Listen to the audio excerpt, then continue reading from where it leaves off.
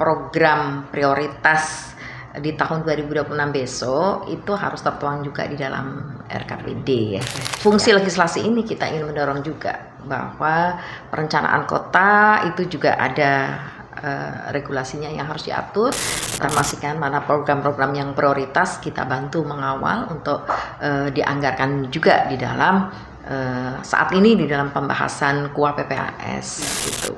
Kota Bekasi termasuk kota besar di Provinsi Jawa Barat ya. Tetapi tantangannya adalah lahan kita di Kota Bekasi terbatas. Ini nih jadi catatan sekaligus tantangan bagi pemerintah Kota Bekasi untuk nantinya ke depan memikirkan. Kita mendorong agar penguatan di Perda ini memastikan bahwa penegakan aturan dari pemerintah tentu tidak boleh pandang bulu ya.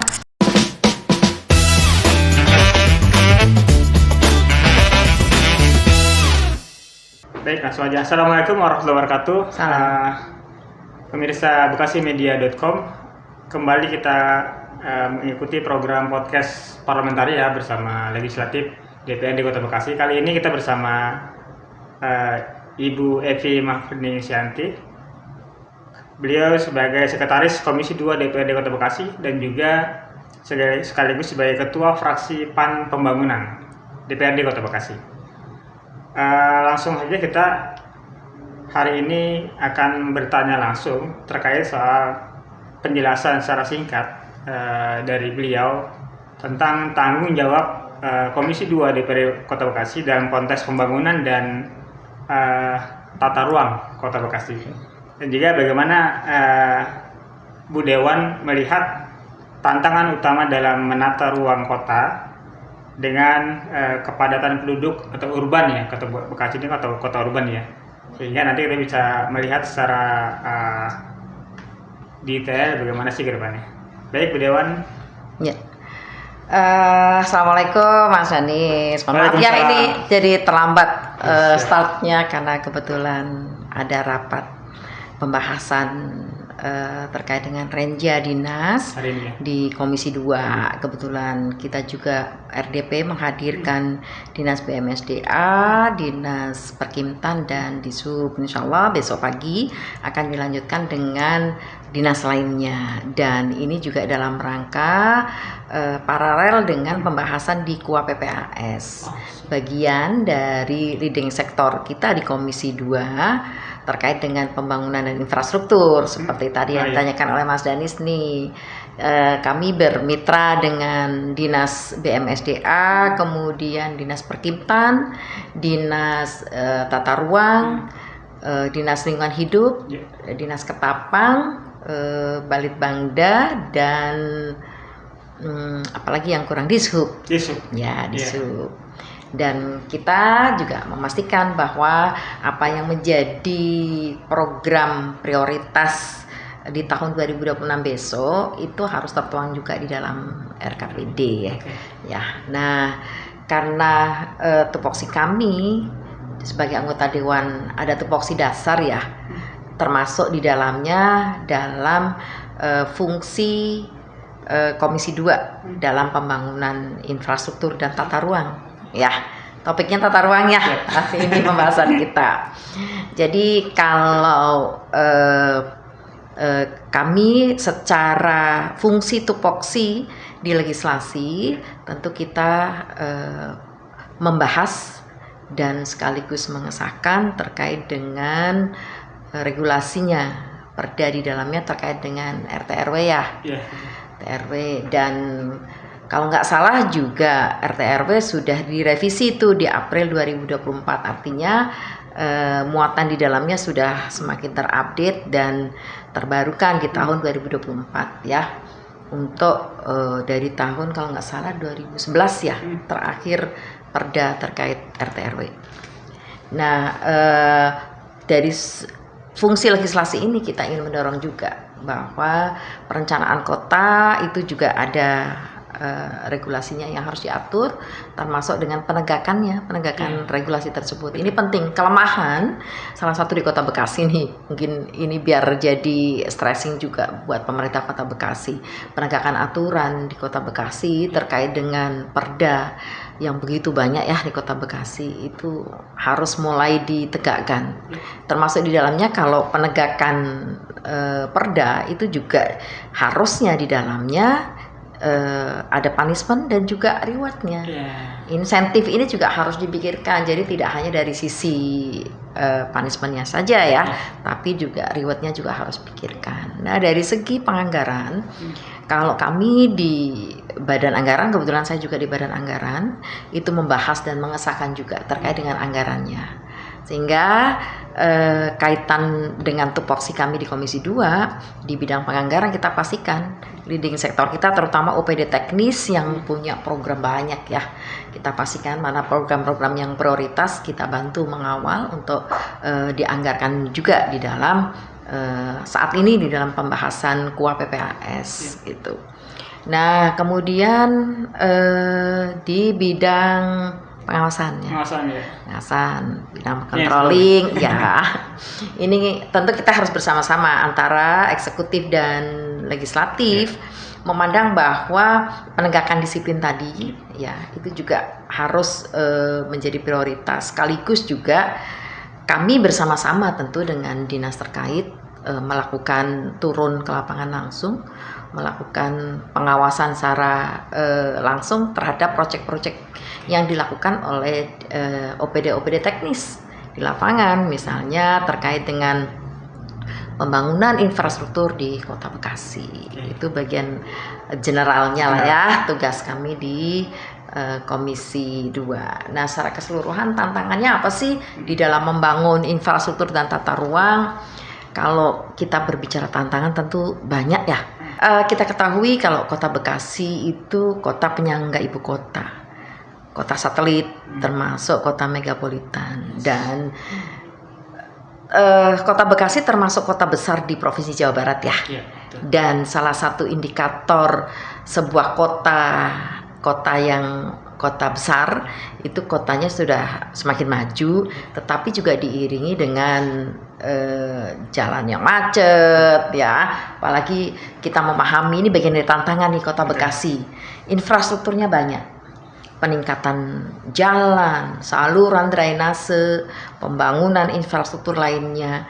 Tetapi tantangannya adalah lahan kita di Kota Bekasi terbatas. Ini nih jadi catatan sekaligus tantangan bagi pemerintah Kota Bekasi untuk nantinya ke depan memikirkan kebijakan apa yang secara manusiawi, karena harus manusiawi juga memperhatikan terkait dengan ekosistem, ya kan? Betul. Ketidakseimbangan antara RTH, kemudian apalagi ya, kalau lahan terbatas, infrastrukturnya banyak, itu berarti kebijakannya memungkinkan apa? Misalnya pembangunan harus vertikal, ya kan?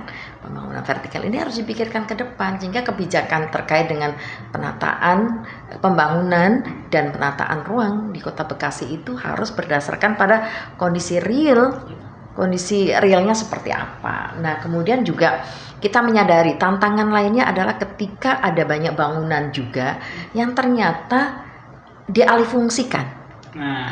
Ini dia. Makanya penting ketika kami di Komisi 2 bersama-sama dengan Distaru punya konsentrasi yang sama untuk penegakan terkait dengan sertifikat layak fungsi. Nah, itu SLF juga harus direview ulang, diupdate, karena ada jangka waktunya di mana pemerintah harus melakukan validasi ulang. Kita pastikan juga apakah sudah sesuai dengan izin yang diberikan oleh pemerintah atau tidak. Jangan-jangan izinnya untuk misalnya tempat restoran misalnya, tapi ternyata dipergunakan untuk lainnya. Ini kan menjadi catatan. Jadi jangan sampai ada pembangunan yang dialihfungsikan. Jadi ini tantangan secara lainnya adalah tantangan terkait dengan regulasi. Nah, Kita mendorong agar penguatan di Perda ini memastikan bahwa penegakan aturan dari pemerintah tentu tidak boleh pandang bulu ya. Nah, oleh karena itu termasuk dalam hal penataan ruang ini kan ada drainase ya. Kemudian juga ada penggunaan badan jalan dan sebagainya, penertiban PKL dan lain-lain. Ini yang mesti bersama-sama menjadi tantangan pemerintah untuk tetap melakukan penegakan aturan tapi dengan cara manusiawi, cara humanis. Ini yang penting nih, Mas. Oke. Udah, tadi menarik, ada 3 poin fungsi dari legislatif ya, yaitu ada penganggaran, budgeting ya, kemudian juga ada regulasi, pembuatan undang-undang, perda, dan juga pengawasan. Nah, kita tahu bahwa di Kota Bekasi ini kan dari tahun ke tahun itu kan yang namanya bencana banjir, kemudian bagaimana mitigasinya pemerintah daerah bersama legislatif. Juga tadi dikatakan bahwa ini ruangnya udah nggak cukup banyak, sempit lah. Bagaimana terobosan ke depan itu membangun bangunan tinggi gitu ya? Ya, vertikal ya. Vertikal ya. Sementara urban atau masyarakat itu kan tambah terus, jadi padat gitu kan.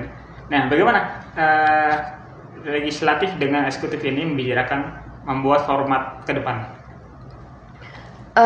Perlu ada yang namanya tim terpadu nih. Jadi tim terpadu itu kolaborasi antar dinas. Oke ya. Berbicara tata ruang tidak ansi kita berbicara terkait dinas yang membidangi langsung seperti di Staru. Tapi ini pasti berkaitan juga dengan dinas teknis lainnya seperti BMSDA, kemudian dinas perkintan, dinas lingkungan hidup. Ini semuanya mesti berkolaborasi, berkoordinasi, jangan sampai terjadi overlapping. Ini juga bagian dari tantangan nih, ngatur kota itu semuanya tidak harus, dan jangan sampai merasa kewenangannya hanya di satu pihak, tapi sebenarnya mereka harus bersama-sama. Bentuk tim terpadu ini penting agar kewenangannya menjadi jelas gitu ya. Dan ada ego ya. Ya itu dia. Jadi menghindarkan itulah ya. Nah, tapi bicara keseluruhan, kalau berbicara Kota Bekasi ya, masalah tata ruang kita juga sebenarnya punya satu kekuatan ya. Kota Bekasi itu kan bagian dari penyangga ibu kota dan melekat di kota yang sedang berkembang itu, dinamisasinya tinggi. Kemudian juga keinginan investor dari luar untuk hadir di Kota Bekasi juga tinggi. Oleh karena itu, pemerintah harus memberikan satu garansi kenyamanan bagi investor untuk hadir di sini. Salah satu yang membuat ketertarikan investor hadir itu antara lain adalah kesungguhan, keseriusan pemerintah di dalam mengatasi kondisi makronya, masalah banjir, masalah macet, masalah kabel ruwet dan sebagainya. Jadi kalau pemerintah itu serius mengatasi hal ini, insya Allah semakin banyak investor yang akan hadir. Baik, kemudian Bu Dewan, terkait visi misi Wali Kota Bekasi yang baru kemarin terpilih, dan juga dengan RPJMD ya, Kota Bekasi, ini bagaimana sinkronisasinya dalam memetakan pembangunan Kota Bekasi ke depan? Jadi ada beberapa poin penting nih di dalam pembahasan Pansus 4 yang terkait dengan Pansus RPJMD untuk Kota Bekasi tahun 2025-2029. Ini mewujudkan visi kota tentu ya, visi Kota Bekasi yang maju, sejahtera, dan berdaya saing. Konteks ini tentu harus dituangkan dalam bentuk program-program yang nyata sesuai dengan nanti rencana kerja di masing-masing dinasnya. Jadi penyusunan renja masing-masing dinas itu tentu harus linear dengan visi dan misi Kota Bekasi sendiri. Nah, misi yang menjadi misi penting yang di Kota Bekasi antara lain tentu mengedepankan pelayanan publik nih. Mengedepankan pelayanan publik, peningkatan kualitas hidup dan juga menciptakan lapangan pekerjaan. Kalau berbicara secara makro Kota Bekasi sendiri, pertumbuhan ekonominya sekitar 6% ya, kurang lebih, dan itu menunjukkan tingkat pertumbuhan ekonomi yang semakin baik ya. Kita tentu ingin memaksimalkan tingkat pertumbuhan ini juga diikuti oleh tingkat kesejahteraan masyarakatnya. Jadi biar balance nih antara tingkat pertumbuhan ekonomi dengan tingkat kesejahteraan masyarakatnya. Oleh karena itu dalam misi Kota Bekasi sendiri adalah bagaimana pemerintah bisa mensejahterakan masyarakatnya lewat program-program pemerintah yang menyentuh layanan dasar. Tahun 2025 layanan dasar pendidikan misalnya ada 1,9 triliun ya anggaran yang dianggarkan dari APBD untuk pendidikan, itu tentu dalam rangka untuk peningkatan pendidikan di Kota Bekasi, termasuk dengan peningkatan sarana prasarana, kemudian juga kualitas gurunya itu yang perlu dimaksimalkan ya, termasuk pembangunan sekolah baru. Dan sesuai dengan mandatory spending juga kewajiban bagi pemerintah daerah 20%. Alhamdulillah untuk alokasi anggaran pendidikan itu sudah lebih dari 30%. Dan layanan yang kedua yang penting, karena ini sesuai dengan misi Kota Bekasi kualitas hidup, termasuk dalam hal ini adalah kesehatan. Kita pastikan bahwa layanan kesehatan itu semakin baik, sampai ke layanan kesehatan yang paling dekat dengan masyarakat adalah puskesmas. Kita maksimalkan peran layanan kesehatan yang paling dekat dengan masyarakat, puskesmas, dengan peningkatan sarana prasarana. Ya, mudah-mudahan RPJMD ini ya akan bisa mengguidance selama 5 tahun ke depan pemerintahan Bapak Tri Adianto dan Bapak Haris Babihu. Tentu kami di legislatif mendorong melakukan pengawasan dalam realisasi pembangunannya, kemudian kita juga ikut bersama-sama membahas dan mengesahkan anggarannya, dan tentu kita juga bersama-sama menyusun perda yang terkait dengan pembangunan Kota Bekasi. Bu Dewan, sejauh mana sih masyarakat tuh dilibatkan dalam proses perencanaan pembangunan, juga bentuk kolaborasi antara pemerintah dengan pihak swasta maupun dengan akademisi ya, dalam merancang kota yang inklusif dan sustainable? Oke, baik. Jadi kalau berbicara sejauh mana nih peran masyarakat, tentu termasuk dalamnya RPJMD itu kan disusun juga berdasarkan hearing publik gitu. Harus melibatkan siapa? Melibatkan masyarakat, melibatkan akademisi, melibatkan DPRD secara keseluruhan bersama-sama agar mendengar langsung kepentingan masyarakat yang harus dipenuhi oleh pemerintah. Dan peran masyarakat ini menjadi penting ketika pemerintah sendiri memberikan ruang untuk bagi masyarakat ikut berkontribusi ya, minimal misalnya masyarakat memberikan masukan ya. DPRD itu adalah rumah rakyat, sehingga masyarakat bisa langsung memberikan pendapat atau saran terkait dengan pembangunan di lingkungannya. Oke, terakhir Bu Dewan, ini ada pertanyaan masyarakat ya, bisa di-spill dikit ya terkait rencana pembangunan flyover Bola Kapal. Karena itu kan dapil Bu Dewan sendiri ya. Iya, kebetulan di Bekasi. Dan padat banget. Iya. Timur, silakan. Kalau kita lihat ya, sebenarnya kota padat, di penduduknya padat ya, itu antara lain adalah di Bekasi Timur, Bekasi Selatan. Di luar konteks flyover nih, sebenarnya kan pemerintah juga harus menata ulang beberapa wilayah yang memang penduduknya padat. Ya. Menata ulang itu pengertiannya tentu mengidentifikasi kembali ya terkait dengan penataan di wilayah-wilayah yang memang sudah padat ya. Jangan sampai nanti masalah urban itu kan masalah mendasar di perkotaannya. Ini kan juga harus diatur regulasinya agar para pendatang misalnya yang datang ke Kota Bekasi itu juga memahami konteks ini, bahwa di wilayah-wilayah yang padat penduduknya ya sudah seharusnya pembangunannya pun diatur kemudian ya, termasuk penyediaan RTH-nya. Kita menyadari di Kota Bekasi itu RTH-nya tidak sampai 20%, di bawah 20%. Ketentuannya itu kan 30% ya. 20%-nya untuk orang publik, 10%-nya private. Nah, di Kota Bekasi sendiri itu masih di bawah 20%. Jadi ke depan bahwa pembangunan Kota Bekasi itu juga harus memperhatikan ini. Beberapa wilayah-wilayah yang memang menjadi wilayah untuk penghijauan ya tidak diperbolehkan untuk pembangunan. Jadi ini jangan sampai wilayah penghijauan itu dipergunakan, dialihfungsikan menjadi gedung-gedung megah, beton semua.